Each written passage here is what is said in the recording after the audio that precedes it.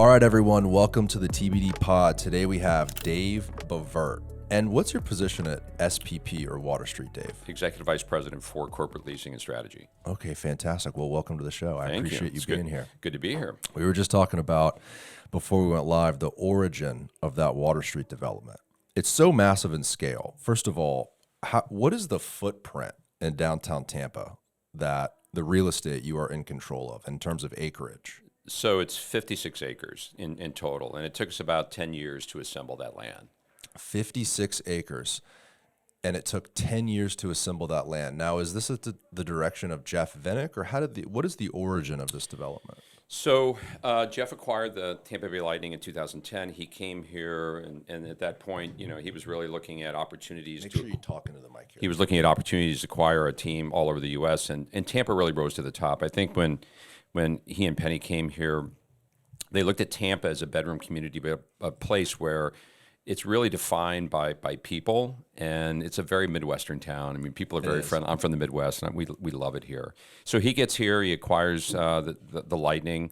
With that comes really 5 acres of land. Amalie Arena is on a ground lease, so it didn't own that fee simple, but around it is 2 acres to the west and 3 acres to the east, and then that's the start of oh my goodness, here's an opportunity. So Jeff, very much a visionary, saw the opportunity to acquire land because at that point in time, you're looking at 2010, there was really not a lot down here. They were parking lots and vacant raw land, and you certainly had the port, you had the history museum, you had the aquarium, but aside from that, and of course the Amalie Arena, aside from that, it was just opportunity is really what it was. It was just land. So Jeff started thinking, and I think of what a lot of sports team owners wrestle with is how do you monetize the land around your sports arena? You look at really good examples in Baltimore. Right. If you've been to Baltimore, you've seen, the Raven Stadium, but there's also Camden Yard, which is amazing.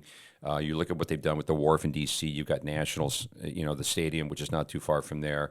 So it's what a lot of, I think, sports team owners, they do wrestle with that is how do I create something unique that will help to really bring a fan base, to my arena, to my stadium, et cetera. So the land really came before the idea. It's not that he was searching the country for a footprint in an urban core. It's just to be a developer. No, he's not a developer. He's he's an amazing, money manager. Right. Fidelity's Magellan Fund, very successful, and came here. Can you pull up just an overview just so we can see the footprint of exactly what we're looking at, Tyler? Maybe Google Maps or something.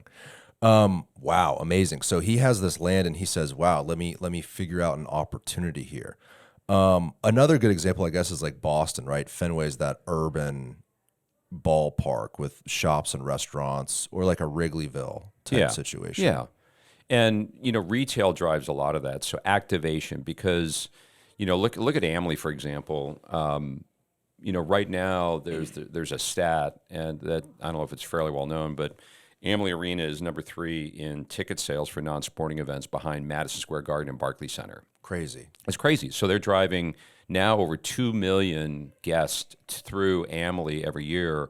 And a byproduct of that is the success that even History Center, you look at if you look at the aquarium's now over 1 million visitors per year. So you look at just that, the synergies that are driven by all of these cultural and arts opportunities, but it's more than that. Then when we brought the retail and the restaurants that starts driving that pre-game, pre-concert activity.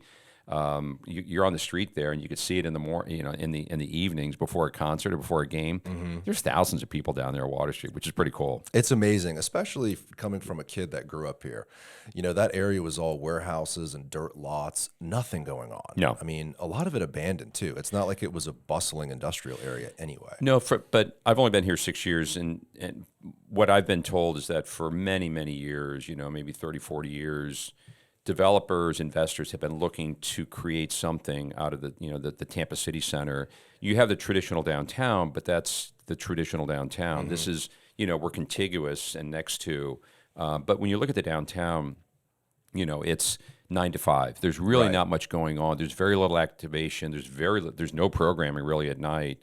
Now you do have the parks and so forth, which are activated in program. But I'm saying for the traditional downtown, which is about 7 million square feet of density, there's really not much going on in the evening. No, and it was always a 9 to 5 city. Like after 5 o'clock, it was a ghost town. Weekends, it was a ghost town. And really, in the last since Water Street, even in the Franklin Street, like the true urban core, the central business district, it's pretty busy. Yeah. A lot has changed since then. Obviously, a big part of that is Water Street drawing all that attention to the area. But then, of course, you have COVID, millions of people moving to Florida. It's all happening at one time. When you guys first started to open up these buildings, I guess you could call it phase one, which is what it was initially called. Yep. Did you expect the attention? Did you expect the amount of people? Because you drive down there on a Tuesday night and it's slam packed. The restaurants are full. I think it's kind of amazing. Yeah, really. I think it's exceeded our expectations. So I'll go back a little bit of a timeline. So, Jeff gets here, acquires DeBolt's 2010. This is coming out the recession too. So you had Mayor Iorio, who was there, focused really on the recession. And then Bob Buckhorn is elected in 11. And then, there was I think a good friendship that was built out of seeing opportunity for changing Tampa, with Jeff moving here. And then with Bob, really focused on changing, his first, administration, really changing Tampa. So there was a lot of focus and attention paid to doing something different for this downtown. And I like to say there are 4 things that have really driven a lot of our success. It's opportunity. So there was opportunity then. Then it was vision, which is Jeff's and Cascade's vision. Capital, which is Jeff and Cascade's capital. And certainly, there's execution. Right. And, all those things came together very well. And the confluence of those things now have yielded, a very successful urban mixed-use development, which we're very proud of. If you build it, they will come. It is kind of that. Kinda. It is. I was with my mom getting dinner at Boulon last weekend, and I said that. I was like, look around, Mom. You remember this? Just 10 years ago? It was nothing. Yeah. But they've built this incredible neighborhood, and now people are out enjoying it. It feels like you're in a real city. It does. If I could say that. You know what I mean? I mean, there's people walking around the streets. There's people enjoying themselves outside. That was always the whole goal, right? Was to get people out of their apartments and onto the street. It seems like it's a very walkable, street-oriented community. Well, start with Florida. I mean, Florida is, between, say, October to May, the weather is incredible. I come from, my whole career was in D.C., where, the weather is nice in the fall and it's nice in the spring. It's hot in the summer, and then it's kind of cold and dreary in the winter. But here, I mean, for the most part, you can tolerate the heat during the summer. It's a great environment in which to live. So I think a lot of folks saw that, and I'll go to COVID real quick. COVID was really an inflection point for Florida overall. When you look at the stats, you go to the EDC stats. They had, after COVID or just shortly, when COVID was starting to go down in its numbers, we had close to 1,000 move-ins per day into Florida, and about 100, anywhere between 90 to 120 per day into Tampa Bay. Now that's everything from an infant to a retiree, but the fact is that you had this mass in-migration from the Northeast, from all markets. I mean, major gateway markets, Boston, New York, DC, Chicago, a little bit of West Coast. So, COVID was really the inflection point for a lot of the growth here. And then for Water Street, it was, we started looking at well in advance of COVID. We just kind of got in the way, in a good way, of driving the narrative around wellness. So it started with Delos, and then Paul Scala, the CEO, that morphed into IWBI, which is the International Well Building Institute. So we started looking at doing things a little bit differently, introducing wellness into an environment where it's driven by nature, it's driven by outdoors, walkable environment, and so forth. So that really helped us. Here we're looking smart as we now approach COVID. So we had a large technology company that's well known. A division of them came in from Chicago. They were looking around Water Street. The head of HR, all she wanted to talk about, well. That's all she wanted to talk about. She didn't care about the real estate. She said, Wellness is an opportunity for me to drive our success here because I can recruit and retain, talent here in Tampa because I can't do that in Chicago. Chicago's going through it's not the environment, meaning the climate, but it's also crime and so forth. Right. And she was so focused on wellness because it was an opportunity for her to use a hook to really be successful here and drive huge gains in employment and talent to this corporation.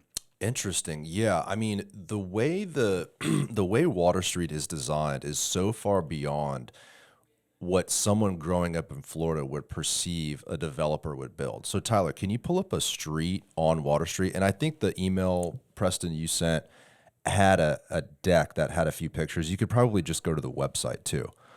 So scroll down where you could see a street view. I don't know if you know Nick Halloran. He used to work at SPP on the finance side. That's a good example. So that picture on the top there, the mature trees, the wide sidewalks, right? All the space for people to enjoy outside.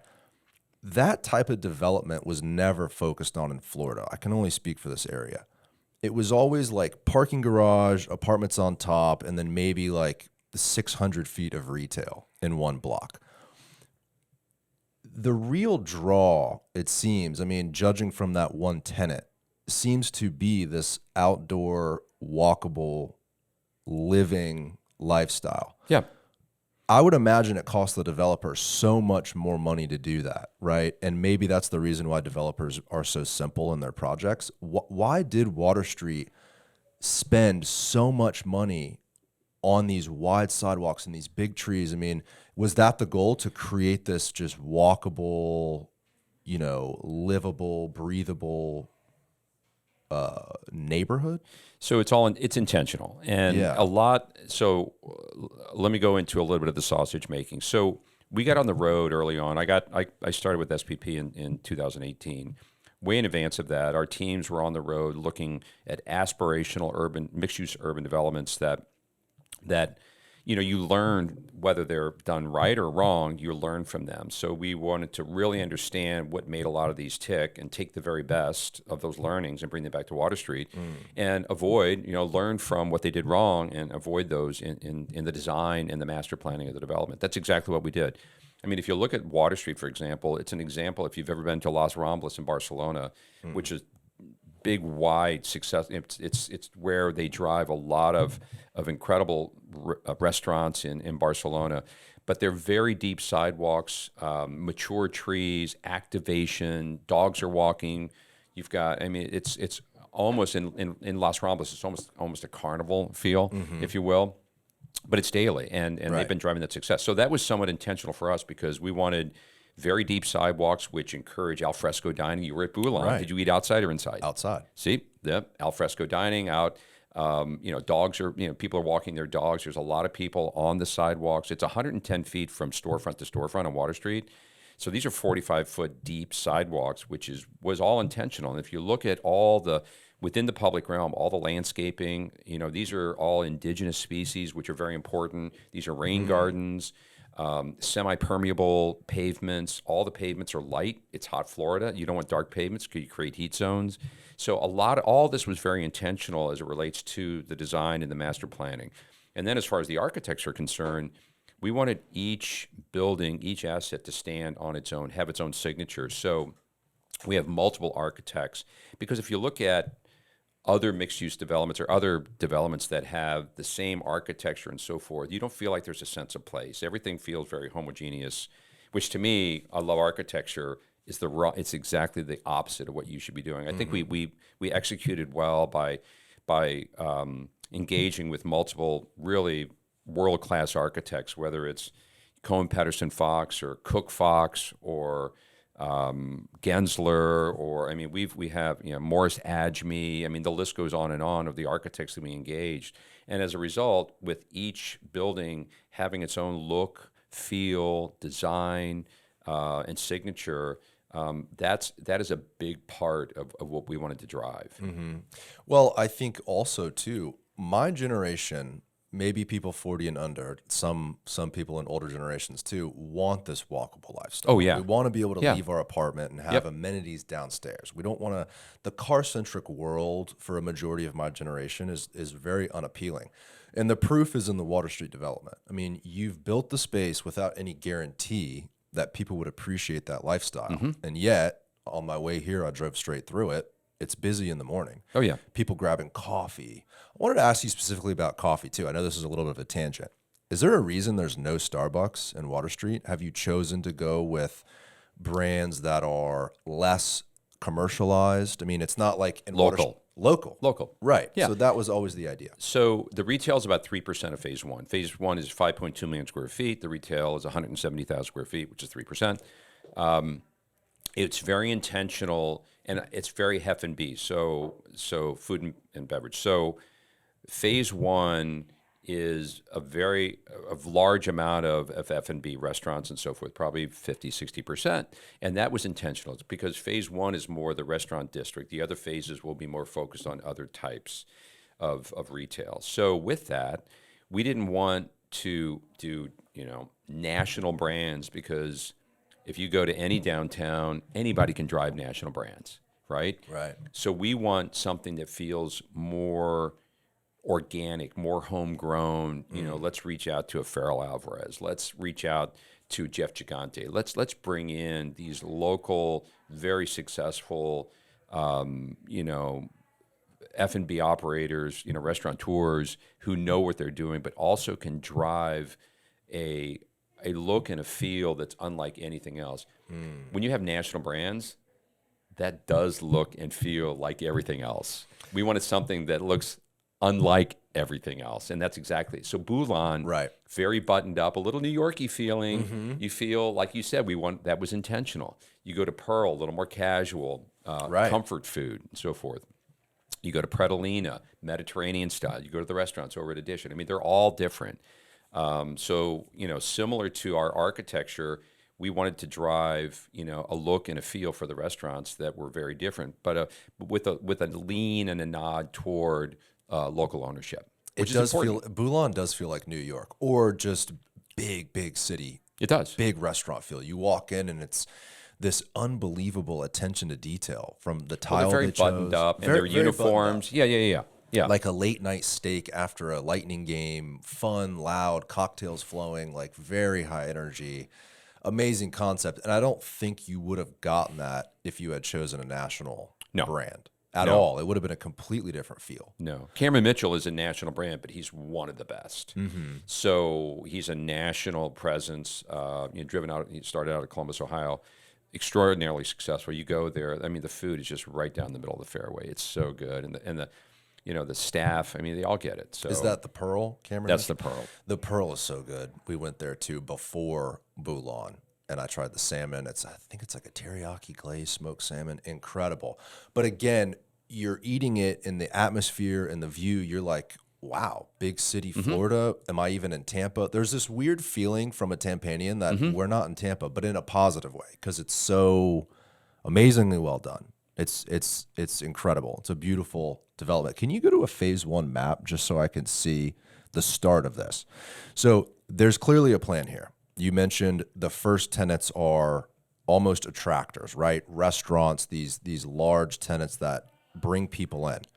In future phases, are you going to focus more on like products and services, retail, shops? TBD. I mean, we're master planning right now for phase two, and we're designing. But when you can see, there's the Kimmons is out there moving dirt for the road infrastructure and the street grid, but we're getting there. We really don't have anything to announce yet. People are really excited about Tampa retail. I think the one thing missing, and this isn't even a Water Street question or issue, of course, Yep. but people want retail in the urban core. We have a lot. We have restaurants and bars, and it's incredible the change in downtown. There's so much more to do. Yeah. But the shopping is lacking. Things to purchase. So Garrett, it's more. So you've heard that the top. Maybe you spoke to this in a podcast. Flight to quality, right? So you're seeing in office in that asset class, the flight to quality has been during the past couple of years and post COVID.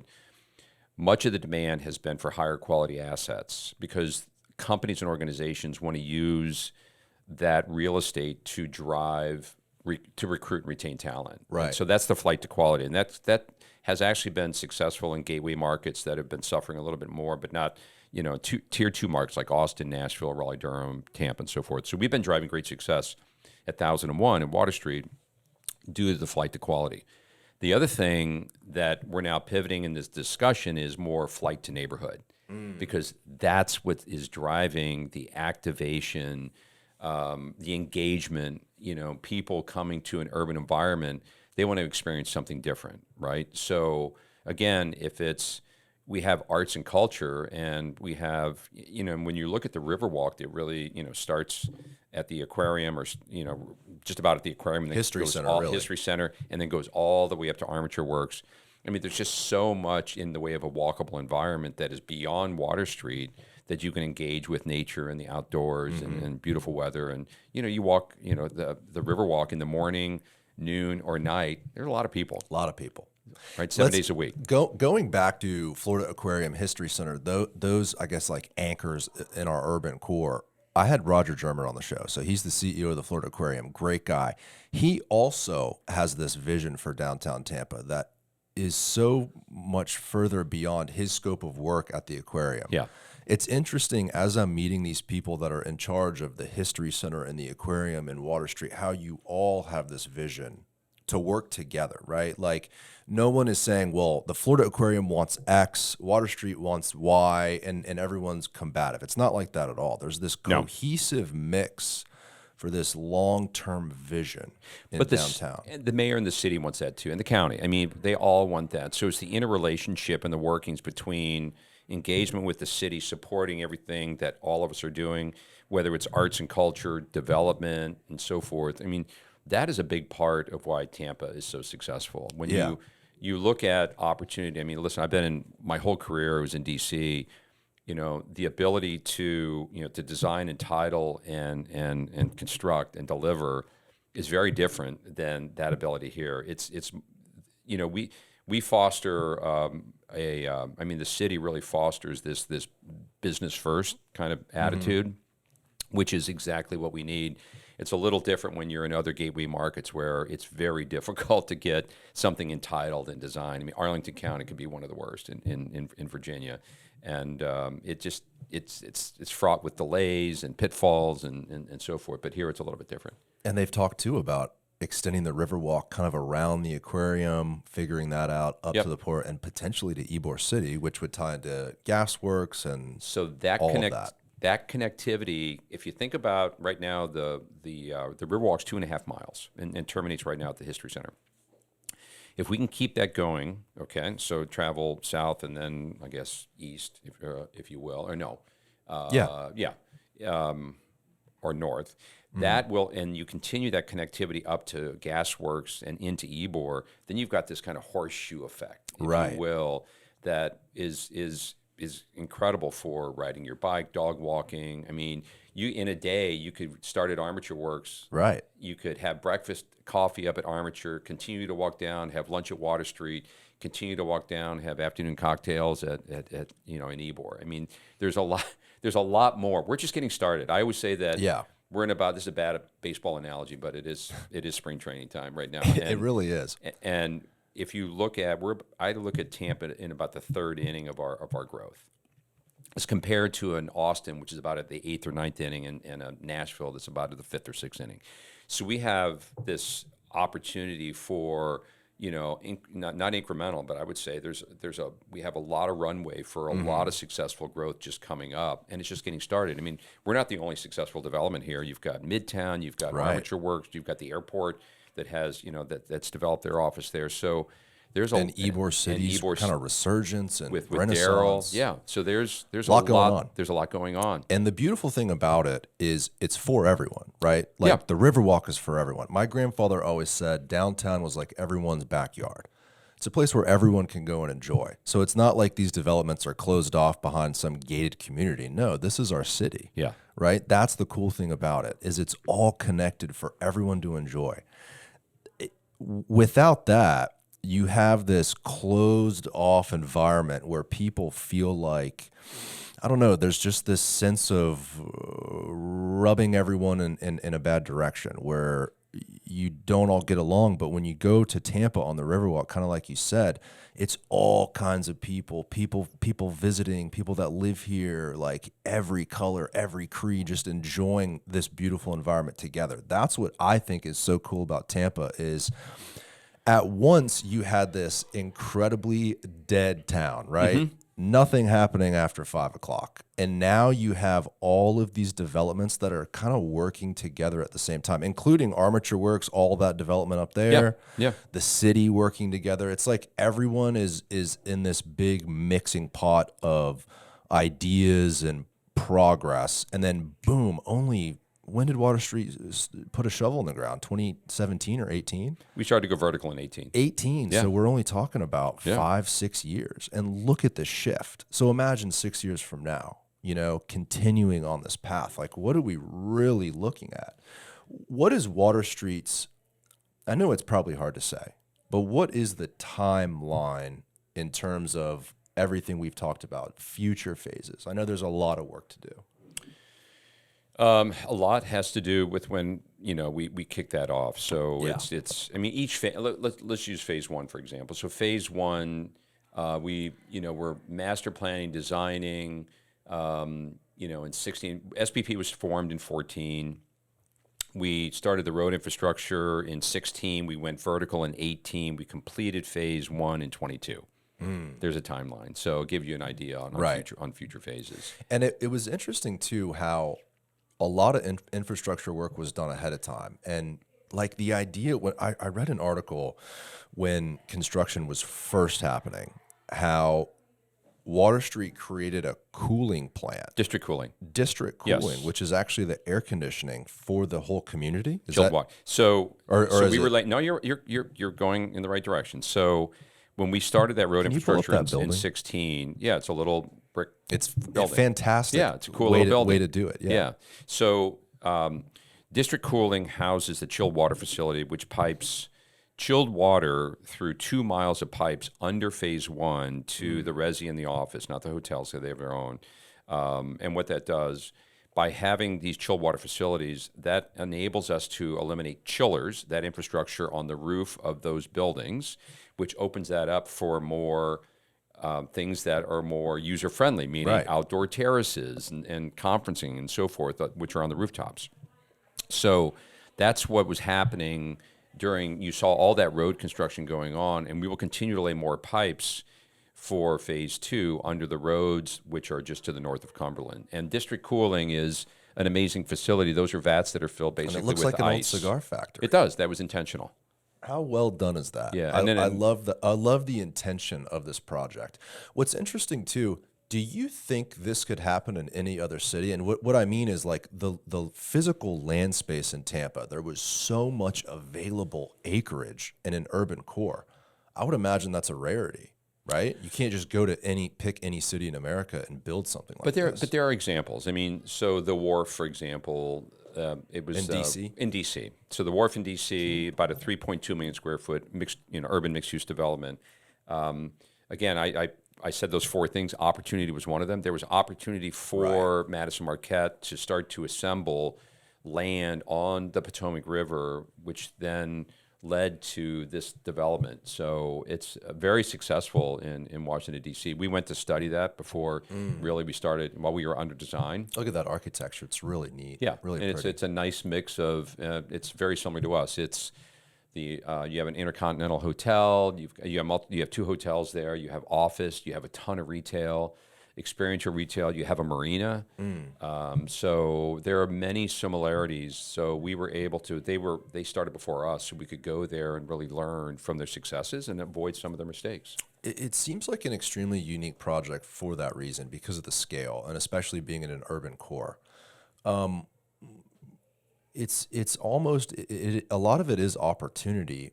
How much time was used to study? Because it seems like you guys did it the right way, right? Like you're very intentional in everything you've done, all the way down to the infrastructure and the cooling. So 14 we started. So I would say between 14 to 18 we were studying, like getting on the road, going to every gateway market to look at examples like this.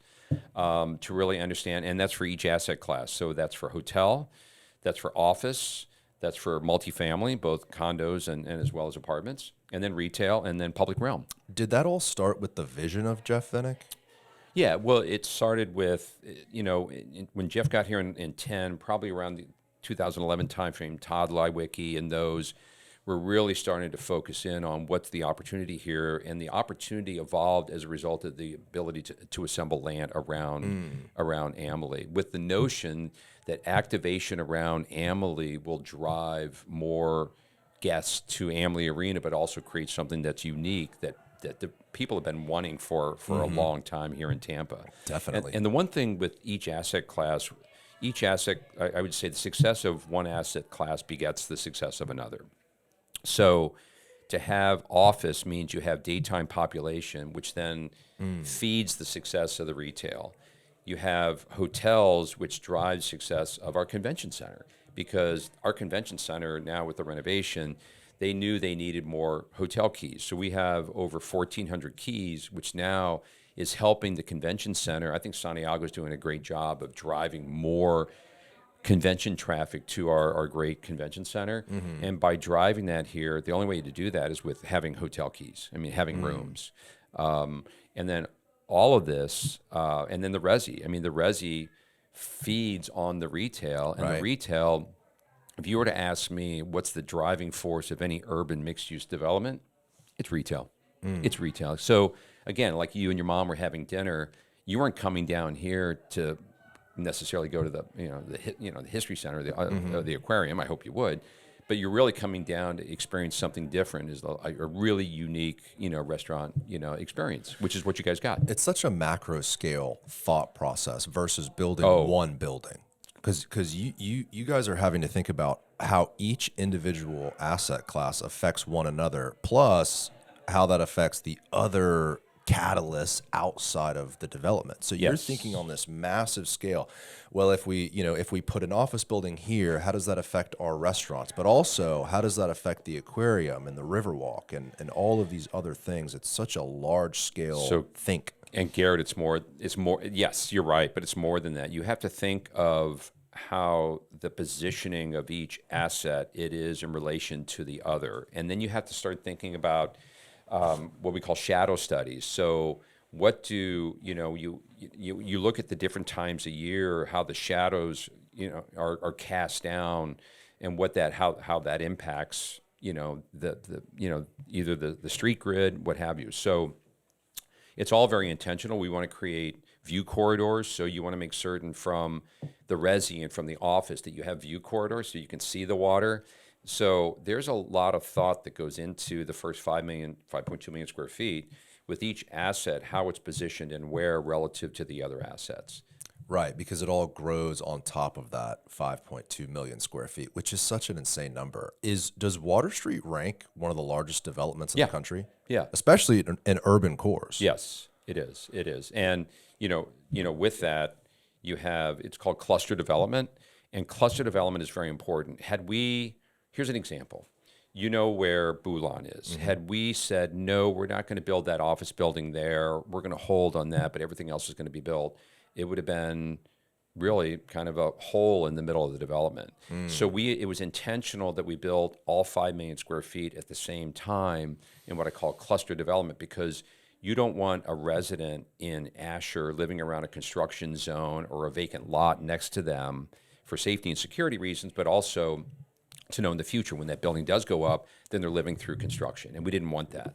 So phase one was intentional in designing and constructing this district all at the same time, going vertical all at the same time, so you have a critical mass of all of these. And again, one asset begets the success of another. So they all feed off of each other. I would imagine there is a level of, obviously it's risky, right? It's real property development, right? So you're putting this out here, you're spending capital, you're going vertical, obviously with the intention of people enjoying and using and renting and everything. Yeah. Whenever, like, if I flip a house, I get nervous, like, I hope they like it. How did the risk assessment take place? like what you're talking about, right? Hey, we're going to go ahead and build this entire phase one, all 5+ million square feet at one time. Was there conversations? Ooh, I don't know. Maybe we Of should go course, one of building at a course. time. We wouldn't be in real estate if there weren't if there weren't conversations about risk mitigation. And then tying into that with COVID, which was just an atom bomb on the market, and The horses had left the gate by then. So we had designed, entitled, permitted, and we had started, the site work, and we were going vertical. What we didn't know was the future. Nobody knew. I mean, Right. I could look around the room here. All of us, nobody knew March of 2020 what the hell was happening and what the future would hold.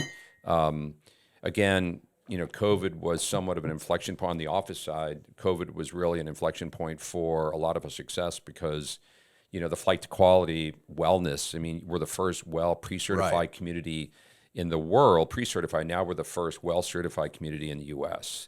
And when you look at wellness, wellness is about the people environment. We're LEED, if you're LEED. So we're both LEED certified and we're well certified. Well is about the people environment. So it's about testing. You basically have a scorecard. You're testing every other year. You're testing for air, light, quality of the air, the light, water, what nutritional opportunities are there. All those things go into it. For example, on air quality, because that was a big deal with COVID, we have hospital level filtration. So we're using MERV 13 filters versus a standard MERV 8 filter that you would find in the Regions building downtown. Right. So we're using a much higher level of filtration, which means that the particulates that you're concerned about in the air are being filtered out. So it's those things which go into an office tenant that's considering to go to Water Street versus going either downtown or to West Shore. And also, many. I mean, we were part of RSM, who's one of the tenants at 1001. They're the fifth largest accounting firm in the world. We were asked to come in and talk to their potential hires they were recruiting, and this is before they signed on. And we have done this twice, but we came in and talked to them about what the experience, what it's going to be like to live and work and play in Water Street in that environment, because they had already signed the lease. And all of them signed on. They go, we get this. I mean, this is the type of environment we're looking for. So we've been we like to say that the Water Street is really is an asset, not a liability. I mean, we're there to help people live their best lives, and whether it's their work careers or live there. My son worked and lived in Water Street for some time. Now he's living and working elsewhere, but loved it. And then he didn't need a car as well. Right. So, and that's, if you live and you work there, you obviously don't need a car. So, I mean, there's a really good, kind of almost a Harvard business study to say, what is the difference between, living and working in the suburbs versus living in a urban mixed use environment. And I'd like to say that we're having great success as a result of people really wanting this type of environment to live and work in. Yeah, like I said in the beginning, it's really like the "if you build it, they will come" adage, where you've created this incredible project that is so much focused on people and sidewalks and living outside and walkability. I mean, even the roadways, what are they, 1-2 cars wide? You're not building these massive roadways with parking. You've created an environment that's very, very urban. Yeah, and we like to say we're putting the design of Water Street. We've put the district on a car diet, right? We want fewer cars because, like I said, with my son, living there, he didn't need his car. I mean, he's walking to work, he lives there, and so forth. So we're seeing a lot of that. Like I said, it's what my generation wants. It's actually, in a lot of ways, it's a little bit more affordable if you don't have to deal with a car, right? I mean, there's obviously pros and cons to that, but the reality is when you have millions of people moving to a state, I think you said 100 a day at one point during COVID. Without the supply, you have this unbelievable level of demand, which drives prices so far up. So without a development like this, we'd be in even more trouble. We need the supply. We need the retail. You can't build a wall around a city or a state and say you can't move here. People are coming here whether we like it or not. Oh, yeah. And so to build a project like this that can capture a lot of that demand helps with a lot of the issues people have. But Garrett, it starts beyond that also. Think about our airport. So let's just go to how livable Tampa is. I mean, we have one of the world's best airports. I mean, certainly one of the best in the U.S. Oh, yeah. Joe Lopano has done an incredible job, and it is so easy. And every time I have either friends that are flying in, or folks that are coming here for the first time to just check out Tampa, they're going, "Oh my God, this airport's incredible." I know. I pinch myself sometimes leaving on a trip because if I don't need to check a bag, like if it's just a day trip going to Atlanta or something, I can pull up, park, be on that tram, be at the gate in like literally 15, 20 minutes. It's kind of crazy how efficient that airport is. And everything's close here. Right. And it's very navigable. So, and the thing I mentioned earlier, it's a very friendly environment. It is, I like to say it's very Midwestern. We have 75, we don't have 95, we have 75, and it kind of comes down from Michigan. It brings, it kind of filters it brings the folks down from the Midwest. Well, really what COVID did was make a more diverse area. I mean, so I've been in real estate 10 years. COVID was 2018. So, a little more than half of my career was pre-COVID. And a lot of the people that I worked with were Midwestern for that reason. It was just traditionally the business owners, the people from Ohio, all those states came to this coast, and they've been coming here for years, right? Florida has always had that retirement pull or that economic, no business tax pull. But what COVID did was expand our horizons. I had never worked with people from California, a couple New Yorkers, a couple people from the Northeast, but never West Coasters, never Washington State. Now those people are here. I met a guy that works at Google. He lives here in Tampa, and he thinks it's fantastic. He enjoys Water Street. He loves it. Whereas pre-COVID, that wasn't really a thing. So COVID put the total spotlight on Tampa. And there's people that weren't looking are now looking because of that. Yes, and I think the sophistication level of Tampa has been notched up quite a bit as a result of the past 5 to 6 years. Oh, yeah. It doesn't hurt to have great sports teams, between the Bucks and the Lightning. We're a small city with a big city attitude and with incredible arts and culture and, foundationally multi-generational people like yourself that want to stay here. I mean, I met one of the first things when I got here in 18, I got together with Dr. Vaughn. I wanted to understand really the educational system here. And then he was saying, it might be 50. I said, Dr. Vaughn, what percentage of your graduates at UT are staying here? Then it was like, well, maybe 50%. Now it's like 75% are staying either in Tampa Bay or in Florida. And it was important for me to get, when I got here in 18, those learnings really helped to shape kind of the thinking behind what we need to do to make this place more successful. So went to Raleigh, Durham. I studied, the peer markets, Raleigh, Durham, Austin, Nashville. And then after that, kind of took the marketing on the road for the office, went coast to coast, LA to Boston, if you will. What a job you have. It almost sounds like a piece of your position is to sell the city. Right, you're an advocate for Tampa. You are explaining to companies, potential tenants, why they should sign a lease in Water Street. Right, so a lot of this discussion ties into that. Yeah, and we're really hip to hip with the EDC. I'm on the board of the EDC. The EDC is so important to everything that we're doing, but also important to every organization here. And then when companies land here, our Tampa Bay Chamber is so important, to help them really get organized and understand and navigate and maneuver about what's going to make them successful. But, getting on the road now, 6 years ago, it was a very different narrative to drive about Tampa. I was in LA with a bunch of brokers, and they were on their phones. They didn't care about what I had to say about Tampa. They didn't even know anything about Tampa. Now everybody does. And we were talking, Preston, about just all of the upcoming highlights in the national media that will be taking place here that, again, is portraying Tampa in a very favorable light. Not just our development, but Tampa and Tampa Bay overall. I mean, some of the best beaches in the world, coastal environment. If you love boating, my God, it's one of the best. I mean, there's just so much to offer here. It is far beyond Water Street, and I think all of those foundations were here before Water Street. Right? We are in Florida.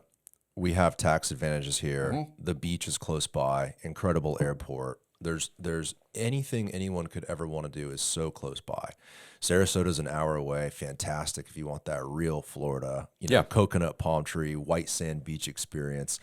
Water Street really wasn't the initial. Water Street isn't the reason why so many people love this place. It's just fantastic that Water Street made its way here and was able to be here, right? We have so much going for us. And I think Water Street has just exploited is a bad word, obviously, but I can't find another word, but used all of the incredible assets we have and then boom, put it out there for people to enjoy. And the proof is in the pudding. You drive there and there's a million people enjoying it. I see no reason why other large-scale developments like Gasworks or the Armature Works, or there's like a Tampa Heights, they're planning something with the YMCA property. I think it's very early stages, but all of that stuff can look at Water Street and go, wow, it does work. People do appreciate the wide sidewalks and the mature trees and this what did you say, well certified? Yeah, well certified. Can you look that up? So how does that exactly, the well certified? Well, you have to go through. There's certain metrics you have to hit? Yeah. You have to meet a certain criteria in order to, you're applying, if you will, but you're applying based upon the physicality of the building itself and what does it have to offer in the way of clean air, light, water. I mean, all those things go into a scorecard, just like LEED. LEED has a scorecard of certain criteria that you have to meet in order to either LEED, bronze, silver, gold, LEED. LEED. And kind of like what you've been alluding to is these companies are looking for these certifications. When they see the certification, they get excited. They're attracted to buildings that do offer this. We are also Wired Score Platinum, meaning we offer a very high level of technology for the building in order for your business to be successful there. So we have a walk score. Interesting. Yep. So that top link would probably get you. Here's the difference between it was the difference between well and LEED. So earn the highest pinnacle of health achievement across all 10 categories. So there's these certain categories. Yes. Can you find the categories? Maybe it's on that website on the top. Interesting. And then there's obviously a process you go through to get certified. Yep. And then there's also, have you ever looked up our walk score here in Tampa? No. So when you go to an urban environment like Manhattan, it'll have a walk score of like 93. I think our walk score is like 92 for that right in the middle of Water Street, which means very impressive. Well, the walk score just means access to public transportation to it's just creating a walkable environment, if you will, and they score it based on a walk score. So you can go to a walk score, and it's an actual website, and then you can type in 1001 Water Street. So walk score. So there it is, top. Yeah, top one. And then. So you could type Water Street. Type in 1001. Type in the address 1001 Water Street, which is the office building. Correct. That should work. In Tampa. Let's see. You got to put Tampa. Yeah. Not Gonzales, Texas. So, right. So that is car dependent, walk score of 31. Right. See, and then somewhat bikeable, minimal bike infrastructure. All right. So we'll go. Walker's Paradise is Water Street. 92. Daily errands do not require a car. Good transit, which is another conversation. A lot of people people do recognize, hey, we need more public transit. We need to be able to move around at least the urban core efficiently. There's no doubt. I mean, the whole transportation infrastructure issue has been our Achilles heel. I'm looking at somebody that's been very involved, as have we. I mean, we know we have to get there. I think, Bright Lines eventually coming from Orlando to Tampa will be huge. It's going to take some years now, but we're going to get there. The fact that they've gone north now to Orlando from, Fort Lauderdale is huge. That connectivity between us and Orlando is going to be very important for the future. Look at the trolley, the ridership, the attention that has. It's really increased. It's kind of really wild if you think about how increased. Such an archaic form of transportation, something that was really started in the late 1800s in Tampa through the 30s and 40s. It went down Bayshore. It went everywhere. Yeah. Pull up. We talk about this all the time. It's so cool. Pull it up, though. Pull up that trolley map. I think it's 1915 trolley map. It served the whole city. Port Tampa, Sulphur Springs, but everywhere. It's part of the fabric of our. When you look at our culture here in Tampa, now I'm a Tampanian, and when you look at the fabric of Tampa is driven by things like this, and I think it's amazing. And is that one of it? So this is it. This is actually, we posted this. Visit that and then just zoom into it. What's fascinating is it's all turning back around. We're moving back in this direction. And I wonder if one day, I don't know when or how, I wonder if one day we'll get back to a network, something similar. Obviously a more modern version of a streetcar with more efficiency, et cetera. But even the expansion of it, like if we can get it to go up to Armature Works would be great. And then have that connectivity, again, that U-shaped connectivity, just so like we were talking about the Riverwalk, having a walkable opportunity, but also having a transit opportunity with the trolley. So scroll down, Tyler, to the first comment. I think I commented on here about the ridership. If you can check the comment, it might not be that. I think it was the video of me talking about it. But I looked up the statistics. Year after year after year, there's been an increase in ridership. Jacksonville, Pensacola, Key West had a trolley system. It's kind of incredible, but that was pre-car. But the fact that we still have it is pretty cool. Well, you know what though? It was every track was ripped up in the 1940s. They were gone for a long, long time, and then my grandfather in the early 2000s brought back that single line from Ybor down essentially through the convention center and then up into downtown Tampa. At first, it was almost this novelty, right? This cute little old school thing. But now I drive by and you look through the windows and the whole thing's packed. It's kind of wild how much more today people appreciate this walkable, fluid, I don't want to get in a car. I don't know what that is, but people like it. People want it. So one went by the other day. I don't know if you guys have seen it. It's the open trolley. Right. Have you seen it? Yeah. And that harkens back to the 1920s. It looks just like New Orleans. I mean, right. Exactly. It was really cool. Most of them are enclosed. This is the one. It's the first time I had seen it. It looks just like one of the oldies, and it was just so cool to see that thing go by. You know, it's a shame too. If you look at that top map, Tyler, can you zoom in on that top portion? I don't know if that's possible. The density north of, where are we at here? Basically where 275 is today, right where it says West Tampa is where 275 crosses the Hillsborough River and then goes north on 275.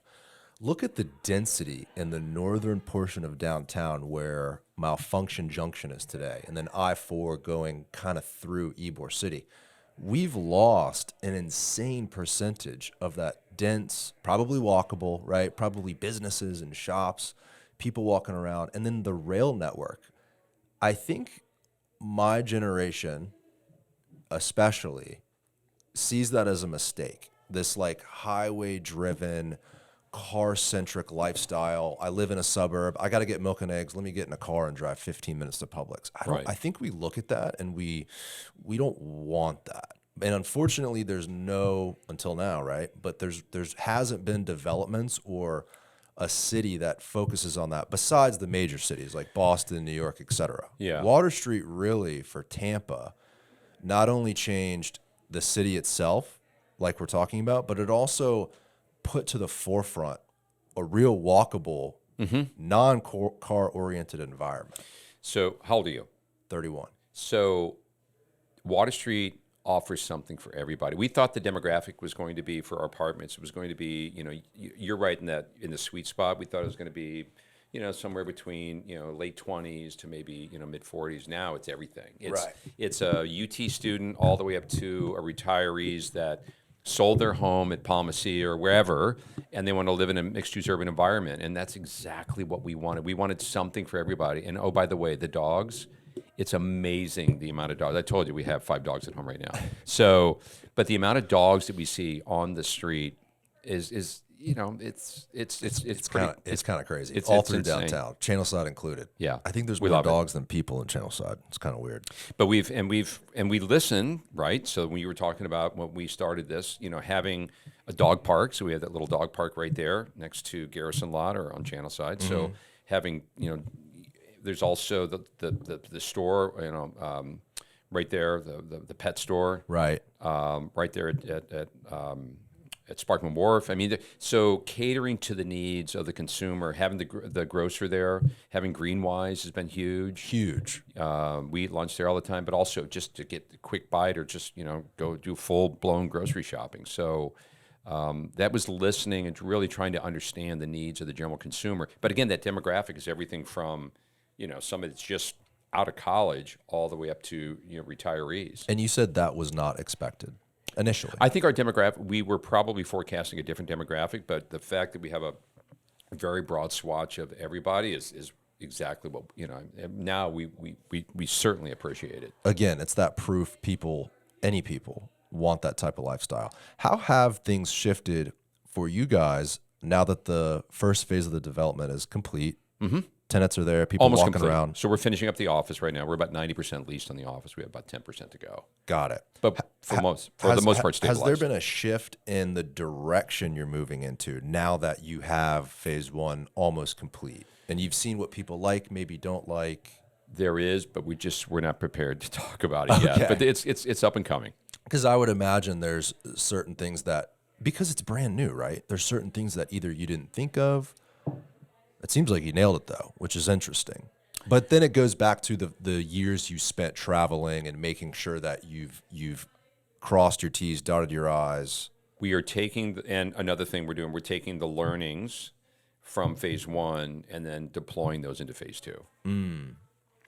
I don't know where the learning is, to be honest, because you literally are in Water Street and you're like, wow, they nailed this. Well, there's more to come. I'm sure there is. I'm excited to see it. Amazing. How has, and I don't even know, we don't have to talk about this. We can eliminate this, but Jeff Vinnick leaving, has that shifted anything within SPP? No. So the vision is still there. Everyone is aligned. How big is the team at SPP? We're about 35 employees. Kind of small, no, for a development of that size? I mean, I'm not familiar with what it would take. When you start back into development, you'll ramp up as you start to get into construction and so forth. But we're, somewhere about 35 right now. That makes sense. Can you pull up Thea, Tyler, THEA? I don't think they call it the Crosstown anymore. The Selman Expressway.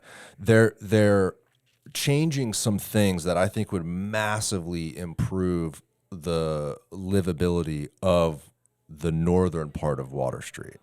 They're adding a new exit, I believe, on Whiting Street that will connect through Channelside. That'll take about 4 or 5 years to get completed. Right. So I'm assuming that is on the radar for next phases for Water Street. Of course. I mean, if you can't really build if that's not completed. We've worked with the city and with the in the planning of this, and of course the demolition of the current exit that exits onto Channelside and causes, if you're on the Selman coming to a game, the backup is pretty bad. Tough. Yeah. So go to maybe that map, Tyler, right there in the center. So the portion, the northwest parcel of Amalie Arena, this large portion right here, and maybe you can even zoom in, Tyler, I'm not exactly sure. That's Thea-owned property. Mm-hmm. They're actually doing a larger exit ramp there. I think currently it's like you drive off with 2 lanes. You can either go straight towards the arena or curve around towards downtown. They're eliminating the straight towards the arena lane. Correct. And doing an extra lane, and then all 3 of those lanes will go around towards downtown, which totally eliminates that cluster, you know, like you just mentioned about games. Yes. I think once that is complete, that's going to be a immensely. complete game changer. Yeah. Because then you're not going to have cars zooming everywhere. It's going to be way more cohesive. It will. And then additionally, too, I shouldn't say always had this problem because, like we said, Channelside was nothing, right, 10 years ago. Mm-hmm. But there has always been this clear roadblock between the people that live in Channelside and downtown Tampa. Meridian Avenue, it's a little blurry, Tyler. I don't know if you want to pull up a different map, but that green right there on the right is Meridian Avenue. Then there was CSX tracks on the west side of Meridian Avenue. That was always this major roadblock. So I moved back to Tampa in late 2017, and walking to downtown was tricky from Channelside because you have to cross train tracks and this large road and there's traffic, and there was a clear defined Channelside and then downtown. And if you're going between the two, walking was difficult. I feel like a big part of what Water Street has done has almost been like a puzzle piece in that southern section. where you have this fluid connection between Channel Side into Water Street and then into downtown. How has Water Street enabled Channel Side to be more connected to the central business district? So Cumberland was a huge add by creating that connectivity between the Channel District and Water Street and ultimately the downtown. So that was huge. And then as you can see, Kimmons is out there doing the road work, which will create 3 more streets to the north, which will also create that connectivity. Right. Because we're a car-centric market. When you look at Tampa, if you look at the stats for Tampa Bay, we're one of the highest in the nation for single occupant drivers for commuting. We don't have slug lines like in DC you have the metro and you have slug lines, meaning people would stand at an area waiting for somebody to pull up and they would fill the car with 4 or 5 people and then take them commute downtown DC. We have none of that here. Dash is an interesting program too. The new Tesla. Yeah. Kind of a similar type situation where people are kind of grouping in the urban core cars. We're a very car-centric market, and we've addressed that by having a lot of parking. So we have more parking coming up in other phases, but parking is so vitally important because of Amalie, of course. We want to continue to drive a very good fan experience, but also for our retailers. So it's super important for us to offer ample parking so that whether it's during business hours or on weekends or evenings for events. Is that something the retailers ask you specifically about? How's your parking? They're keenly aware of the needs of parking, and we are certainly addressing that. And it's interesting how Phase 1 has accomplished parking. It seems like you have only 1 parking garage, and I believe Asher has parking as well. But a lot of the buildings do not have those ugly concrete parking garages right in your face. So is that also an intentional act? Yeah, but we know that there's the continued need, so we will address that in future phases. But right now, parking is very, very important to our guests. It's prettier without it, certainly. It is, but it's also very necessary. You can't go below ground, so you can't do subterranean parking. You can, but it's super expensive. I was going to ask, what is the viability? Because that to me seems like a great answer. Way above my pay grade, but you can do it. Right. But it means I guess as far as water infiltration and how you seal that bowl, you can do it, but it's extraordinarily expensive. Yeah, we're kind of living on a sponge, basically. Yes. There's a lot of water beneath us. There certainly is. So just real quick, Cumberland is that northern road where it says Pure House. Tyler, if you could just zoom in. When that was completed, that was a game changer. It was. You could actually walk from Yes. Channel Side directly into Water Street. Yes. Otherwise, you had to come all the way around. down with Channel Side. Which, 4 or 5 blocks when you're walking, 10, 15 minutes, that's a lot of time. So that has been a huge game changer. And then again, right, so a little bit north, Tyler, just scroll a little bit up. Whiting will eventually go through, correct? Or that's I know that's not you guys. I think that's Thea. Walton, then there's going to be Finley, and then Tulip. Oh, they're all going through. Yeah. So here, I'm just going to. So you got Walton, then Finley, then Tulip is going to be up here. That will create some connectivity between Nebraska here. So you'll be able to go up Nebraska and come all the way over to Channel Side. And this is in collaboration with the county, the city, Thea. This is everyone working together. That's correct. Well, at least everyone's on the same page about connecting back the street grid. I feel like, and this isn't even really a Tampa problem, but it just seems like with urban renewal, I guess that was what, 60s and 70s, downtowns were just neglected. They were dead. And all the streets were torn apart and the highways were blown through. Yep. And we're moving kind of against that grain. Plus, I understand the aquarium wants to expand. The port has plans. It's very fascinating. This sector right here that we're looking at, how much growth is going to happen in the next 10 years. Third inning. I wanted to talk too about the west side of the Selman Expressway. I know SPP owns a couple lots. Where exactly are those? Just that. Just that one lot. Pink lot. There. That big lot. That's huge lot, actually. It is. TBD on that, TBD. Right? Not exactly sure. No idea. Certainly going to keep it, figure it out Yep. at some point down the road. Yep. It's a huge piece. But the connectivity that creates between the traditional downtown and Water Street is amazing. So eventually we will have something there that really helps to activate and create that connection. It's another puzzle piece. Under the sun. It is. Right. It is. And then, of course, getting the mill property. That was huge too. Yeah. Because that was kind of in the way of Yep. a lot of expansion. Garrett, it's also worth mentioning with John Kors and the medical district and what their expansion, that's huge for what you see here. Because if you study Mass General in Boston or Johns Hopkins in Baltimore or Houston with Rice and their medical district, I think John is certainly a visionary, and what he's doing here will help to create this very robust, what I'll call, health and health and medical environment with a medical district that will drive. And if you look at the residual economic impact of that, it could be huge for our downtown. So Massive. You can see this is under they started the demolition on the hospital. So that work has already started. South of there, Tyler. Just go down a little bit, the tip of the hospital. Yeah, that's under demo right now. And everything that they're planning, whether it's on Kennedy, but continuing and all the way up to Ybor, he has, great plans for a medical district. I had on Michael Kelly. He's in charge of athletics at USF, but we were speaking about academics, and he said the USF Medical Center on Water Street was a complete game changer. Oh, it was. And putting those students and the doctors in that medical district in Tampa is not only amazing for USF, but for the neighborhood as a whole, for you guys. For us. That's really a huge anchor for Water Street. Yeah, so having a educational anchor, but a quality one. And, USF Medical School there, and they're in partnership with TGH has been huge. You look at full capacity, which I think they are now, about 1,800 doctors, researchers, professors, students, et cetera. When it was announced, and this is 4 years ago, that they were going to be, and Jeff had donated the land for USF. When it was announced that they were going to be building there, enrollment went up by close to 30%. Crazy. Yeah, because look at the opportunity Go to the street view, too. It's a gorgeous building. It's beautiful. Really interesting architecture. That was, so look at the economic benefit. I mean, It's on the corner right here, Tyler. Yeah, right there. So I know, Garrett, that The Preston had intersection. sent you the economic study, $520 million in economic output for 2022. How old 6,000. is this? This is 2023. Yeah, there it is. Yeah. Gorgeous.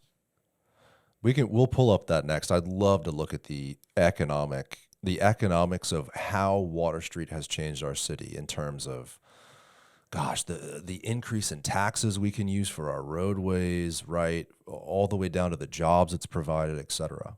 Look at this. It's so pretty. Also, too, going back to the medical district, imagine Boston without its academic without institutions. Yeah. I mean, it really can be an incredible catalyst for a city to have not only medical, but just there's the student factor of it, right? The young professionals, University of Tampa, all those kids graduating, looking around going, I ain't moving back to the Northeast, right? That's huge for our economy. Yeah. And USF is huge. I mean, USF is over 50,000 students. I mean, again, my discussion with Dr. Vaughn, 6 years ago, a much smaller percentage were staying. Now, and I know it's from USF, a much higher percentage is staying here. And a lot of companies that are making decisions out of market to come here, it's based upon one thing: talent.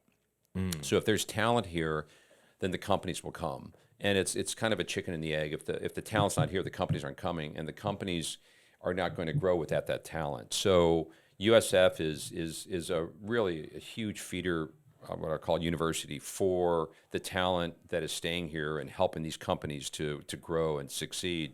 Same with UT. And then USF Medical, I mean, again, this will be, just one of many facilities that will see a very expanding and robust medical district that TGH continues to support. And you see the students in their lab coats grabbing Yeah. a coffee at Shortwave, and they're Yep. studying over at Greenwise, and they're a part of that community, which is really neat too. What was I going to say? Definitely want to pull up the economics. That was in the sheet I sent you, Tyler. So you guys have been essentially compiling data about the impact of Water Street. Yes.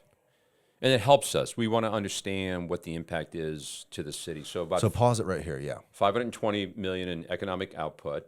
This is a 2022 study. This one's really important. Almost 6,000 jobs. The second bullet, 6,000 jobs permanently created. Wow. Yeah, that's huge. And then 2,700 jobs created during construction. So, I mean, all of this is having an impact on our city and the county, and then this will continue to perpetuate itself into future phases. Amazing. So 18 or so million for the city of Tampa and Hillsborough County taxes, 7 million in annual revenue to the school district. That's what people, a lot of people don't understand that part of it, right? When this development is built, look at the millions of dollars that we can all use to better our schools, roads, et cetera, right? That's why this is a game changer. $500,000 to HART, which is transportation, children's board, annual sales tax, all across the board. I mean, if you added this all up, it looks almost like it's over $1 billion if you consider construction too, construction wages. How large is the project, like in terms of how much 9 million square feet. 9 overall. million So square we're more feet. than halfway done. Wow. That number just seems crazy. So we're 5 million completed, and then we have the density. We don't know exactly what it's going to be, but based upon the acreage, the 56 acres, we're forecasting that would be approximately an additional 4 million square feet of density. Okay. How many million square feet are in downtown Tampa, excluding Water Street, in terms of 7 million square feet of office, excluding multifamily. excluding multifamily? Do you know the metric if you added in multifamily? No. I would guess it's probably going to add, it's not a ton. It's not a ton. Maybe it's another, I don't know, maybe another million or so. That's just a swag. So Water Street has doubled the size, will have doubled when it's completed, the size of downtown Tampa in terms of rentable square feet. More than. That's crazy. Yeah. That's so crazy. Yeah.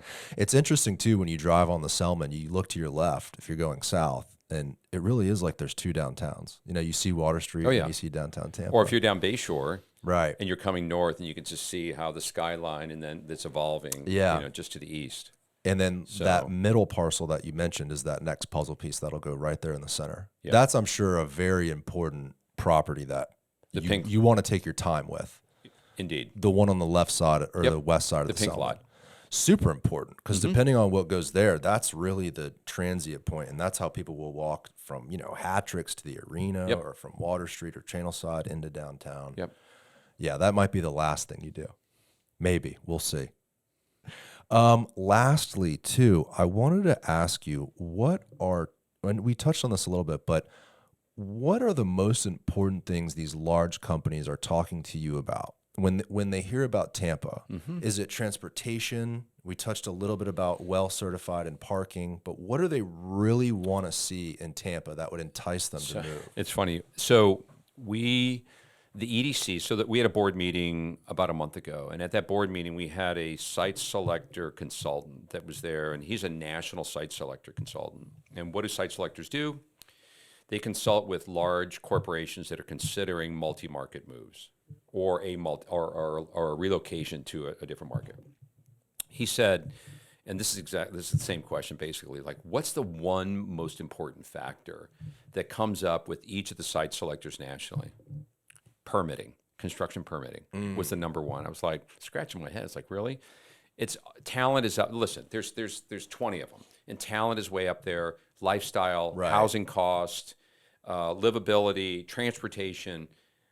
No, those were not number one. Number one was permitting. And the issue is, and these are for large corporations that are going to probably build the suits or build company HQs, is that their ability to timely design, construct, and title, and get permit and then build is becoming a real issue. And in some communities or some jurisdictions, municipalities, the ability to get something permitted timely is becoming very challenging. So that's a big issue for any municipality right now, is to have the ability to get your jobs permitted seamlessly and on time.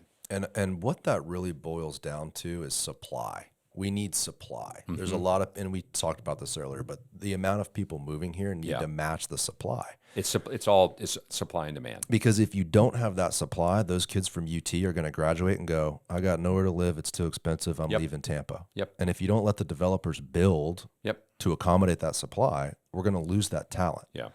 Interesting that's the number one metric that I found they look at. You couldn't.